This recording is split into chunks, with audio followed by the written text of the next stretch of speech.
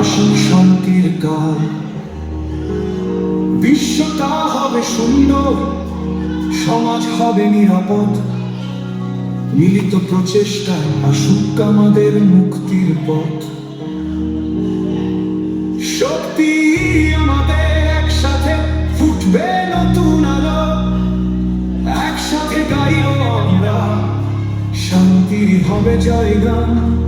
আমরাই অভিযান,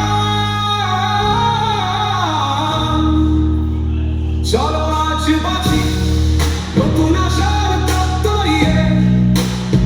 চলো করি আমাদের বিশ্ব আধারকে সরিয়ে।